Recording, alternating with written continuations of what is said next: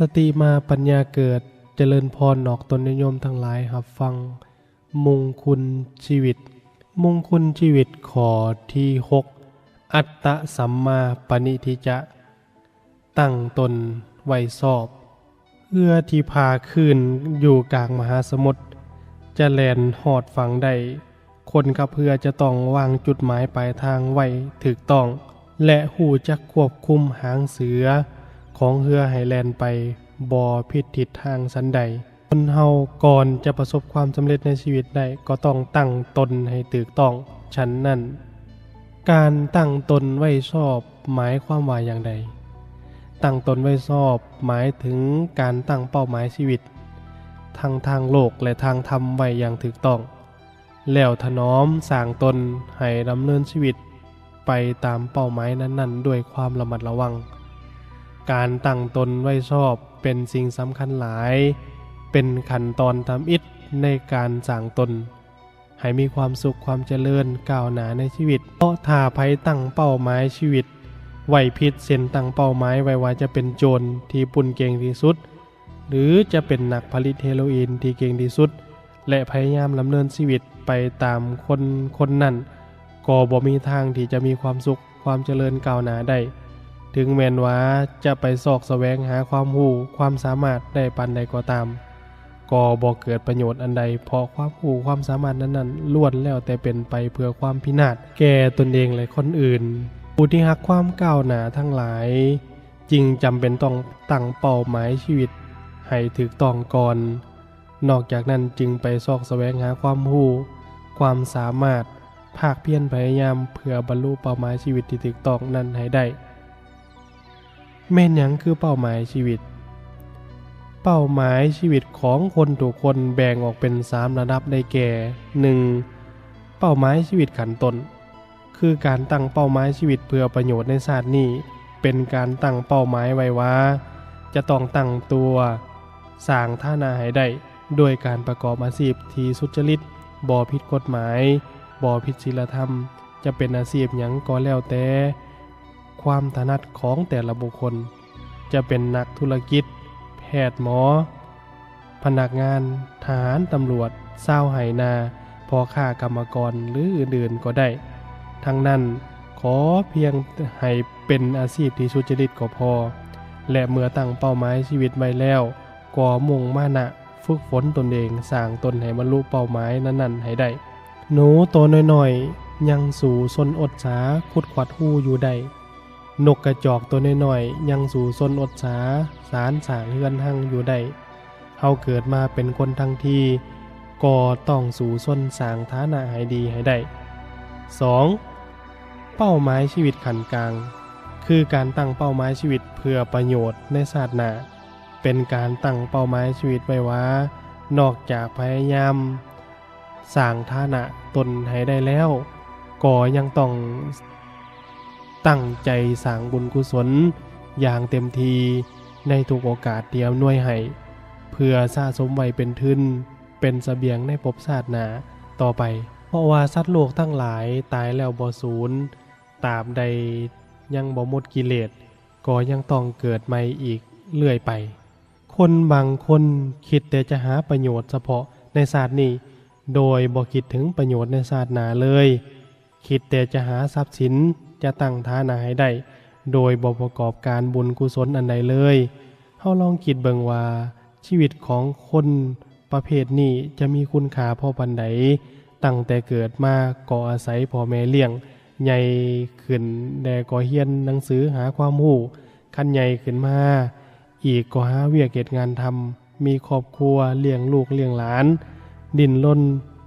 หาสิ่งต่างๆมาบำรุงบำเรอตนแล้วก็เฒ่าแก่ตายไปเบิ่งพวกนกพวกกาเป็นตัวอย่างตั้งแต่น้อยก็อาศัยการเลี้ยงเกลือสอนบินสอนให้รู้จักหาอาหารการกินคันใหญ่ขึ้นมาก็ย้ายเฮือนย้ายหังไปมีครอบครัวไปหาอาหารเลี้ยงลูกเลี้ยงตนเองหาความสุขอยู่ตามภาษานกกาแล้วก็แก่เฒ่าตายไปคือกันถ้าเฮาจะมีชีวิตอยู่เพียงเท่านี้ก็มีคุณค่าบ่ต่างหยังกับนกกับกาแต่นี่เฮาเป็นคน ซึ่งมีโครงหางที่เหมาะสมแก่การสร้างคุณงามความดีหลายที่สุดดังนั้นนอกจากความพยายามตั้งฐานะในศาสตร์นี้ให้ได้แล้วเฮาทุกคนจึงควรที่จะรู้จักสร้างคุณค่าให้แก่ชีวิตด้วยการตั้งใจสร้างความดีประกอบการบุญกุศลอย่างเต็มทีเพื่อไว้เป็นเสบียงในการเดินทางข้ามภพข้ามชาติและเป็นปัจจัยในการบรรลุถึงเป้าหมายที่สูงสุดในชีวิต 3. เป้าหมายชีวิตขั้นสูงสุด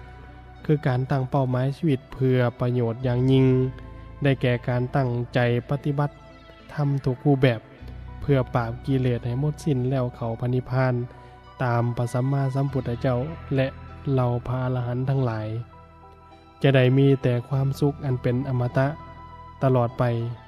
บ่ต้องเวียนว่ายตายเกิดต่อไปอีกโดยธรรมชาติทุกชีวิตเมื่อถึงที่สุดยอมหมดกิเลสเข้าพระนิพพานไปด้วยกันทุกคน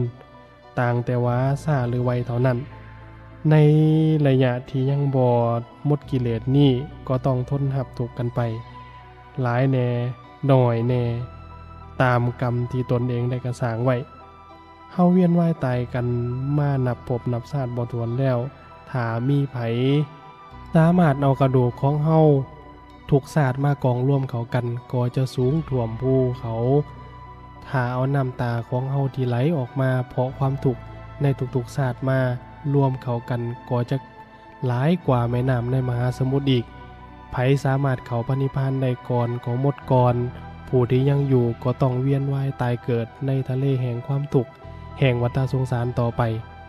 แม้นพระสัมมาสัมพุทธเจ้าเมื่อยังเป็นโพธิสัตว์อยู่ก็ต้องเวียนว่ายตายเกิดเช่นเดียวกับพวกเฮาแต่พระองค์ตั้งเป้าหมายไว้อย่างถูกต้องคือเป้าหมายไว้ว่าจะกำจัดกิเลสในตัวให้หมดโดยไวแล้วนำพาตัวเองและผู้อื่นให้เข้าสู่พระนิพพานด้วยจากนั้นก็ตั้งใจบำเพ็ญเพียรฝึกฝนตนเองให้เต็มทีมานับพบนับชาติบ่ถ้วนแม้นมีอุปสรรคนักหนาสาหัสปานใดก็บ่ท้อถอยทรงสละเลือดเนื้อและชีวิตของตนเพื่อรักษาเป้าหมายที่จะเข้าพระนิพพานไว้บ่ให้คลอนแคลนพระพุทธองค์ก็ได้ตรัสรู้ธรรมเป็นพระสัมมาสัมพุทธเจ้าสามารถกำจัดกิเลสได้หมดจนเข้าถึงพระนิพพานอันบรมสุขได้ส่วนพวกเฮาเมามัวแต่เที่ยวซอกลิ้นเลาะเลื่อยไปมาบ่จริงจังบ่ตั้งใจนักแน่นในการสร้างคุณงามความดีบางคนก็บ่ฮู้เป้าหมายสูงสุดของชีวิตว่าแม่นการเข้าพระนิพพานบางคนก็ฮู้แล้วแต่ขี้คร้านประพฤติย่อนยาน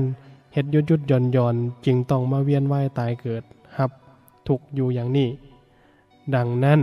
ถ้าไผฉลาดก็ต้องรีบแก้ไขตนเองตั้งเป้าหมายสูงสุดของชีวิตไว้ให้มั่นคงบ่ประมาทในการสร้างความดีหมั่นในทานรักษาศีลเจริญภาวนาชำระร่างกายวาจาใจให้บริสุทธิ์เพื่อกำจัดกิเลสให้หมดไปจะได้หลุดพ้นจากทุกข์เข้าสู่พระนิพพานได้รับความสุขอันเป็นอมตะตามแบบอย่างแห่งพระสัมมาสัมพุทธเจ้าจงอย่าประมาทรีบปฏิบัติตามรอยบาทของพระบรมศาสดาถึงจะสร้างประโยชน์ให้คนอื่นหลายก็บ่ควรละถิ่มจุดหมายปลายทางของตนเมื่อฮู้ว่าแม่นหยังคือจุดหมายปลายทางก็ขนขวายเอาใจใส่ข้อเตือนใจคนบางคนเริ่มต้นก็ตั้งเป้าหมายชีวิตไว้ดีอยู่เช่นตั้งใจว่าจะหาอยู่หากินอย่างสุจริตแต่ย้อนกำลังใจยังบ่เข้มแข็งเฮ็ดไปเฮ็ดมาเลยเริ่มรู้สึกว่าหังมีซาโพดบ่ทันใจเป้าหมายชีวิตเกิดความคลอนแคลนเลยม่วนถ่ายลงด้วยการไปหาลักโลภเอาเครื่องเอาของคนอื่นเลยถูกติดคุกติดตารางหรือบางคนตั้งใจว่าจะให้ทานรักษาศีลเจริญสมาธิภาวนาแต่พอถือคนอื่นตัวยั่วแน่หลอกล่อนำเห็นสิ่งยุแย่หลายเขาเลยเศร้าปฏิบัติธรรมปล่อยชีวิตให้เป็นไปตามอำนาจของกิเลสเฮ็ดอย่างใดเฮาจึงจะป้องกันตัวเฮาบ่ให้เป็นอย่างนั้นเฮ็ดอย่างใดจึงจะรักษาเป้าหมายชีวิตของเฮาไว้ให้มั่นคงวิธีรักษาเป้าหมายชีวิตให้มั่นคง 1. ฝึกตนให้เป็นคนมีศรัทธาได้แก่มีเหตุผลเชื่อในสิ่งที่ควรเชื่อการเชื่อมีสองแบบคือ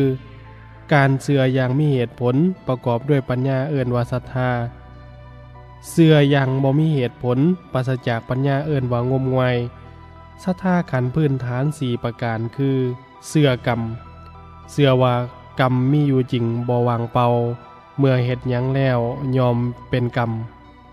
คือเป็นความชั่วความดีมีขึ้นในตนเชื่อในผลของกรรมคือเชื่อว่าเฮ็ดดีได้ดีเฮ็ดชั่วได้ชั่วโดยการเฮ็ดดีนั้นต้องเฮ็ดให้ครบองค์3ประการจึงจะได้ดีคือต้องเฮ็ดให้ถูกดีคือมีปัญญาสามารถเฮ็ดถูกวัตถุประสงค์ของการงานนั้นถึงดี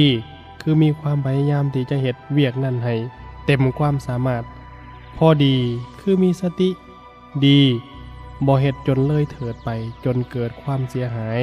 เชื่อว่าสัตว์ทั้งหลายมีกรรมเป็นของตนคือเชื่อว่าบุญและบาปอันเป็นผลของกรรมดีและกรรมชั่วยอมติดตามบุคคลผู้เฮ็ดนั้นตลอดไปเชื่อว่าพระพุทธเจ้ามีจริงเชื่อในพระปัญญาการตรัสรู้ของพระพุทธองค์ 2. ฝึกตนให้เป็นคนมีศีลอย่างหน่อยสุดศีล 5 3. ฝึกตนให้เป็นคนมีความรู้เป็นพหูสูตรคือหมั่นศึกษาหาความรู้ในทางโลกและทางธรรม 4. ฝึกตนให้เป็นคนมีจาคะคือรู้จักการเสียสละแบ่งออกเป็น2อย่างสละทรัพย์สิ่งของเป็นทานเป็นการกำจัดความขี้ทีออกจากใจจริงจะเป็นที่หักของคนทั้งหลายสละอารมณ์บูดเป็นทานคือป้าละอารมณ์แค้นอาฆาตพยาบาทให้เป็นอภัยทานเฮ็ดให้จิตใจผ่องใสเบิกบานเป็นปกติ 5. ฝึกสมาธิภาวนาเพื่อให้จิตใจผ่องใสเกิดปัญญาซึ่งเป็นข้อที่สำคัญที่สุดพอจะเห็นได้ว่าเหตุที่เฮ็ดให้เป้าหมายชีวิตของคนเฮาสั่นคลอนนั้นเป็นพอใจของคนเฮาขาดความมั่นคงทนต่อความยุ่ยแย่ยั่วยวนบ่ได้การฝึกสมาธิภาวนาเป็นการฝึกใจโดยกงเฮ็ดให้ใจเฮามีพลังมีความหนักแน่นเข้มแข็งในการรักษาเป้าหมายชีวิตไว้ได้อย่างสมบูรณ์การฝึกทั้ง5ประการนิยมเอิ้นว่าสาระธรรมแปลว่าธรรมที่เป็นแกนถ้าผู้ใดมีคุณธรรมทั้ง5ข้อนี้ชื่อว่าเป็นคนที่มีแกนคนอย่างแท้จริงสามารถตั้งตนไว้ชอบได้อานิสงส์ของการตั้งตนไว้ชอบ 1. เป็นผู้สามารถพึงตนเองได้ 2. เป็นผู้บ่ประมาท 3. เป็นผู้กล้าเกียมไว้ดีแล้วก่อนตาย 4. เป็นผู้มีความสุขความสบายดีในทุกบอนทุกที 5. เป็นผู้บูชาพระรัตนตรัยอย่างสูงสุด 6. เป็นพลเมืองดีของประเทศชาติ 7. เป็นตัวอย่างที่ดีแก่อนุชนคนรุ่นหลัง 8. เป็นผู้ป้องกันภัยในอบายภูมิ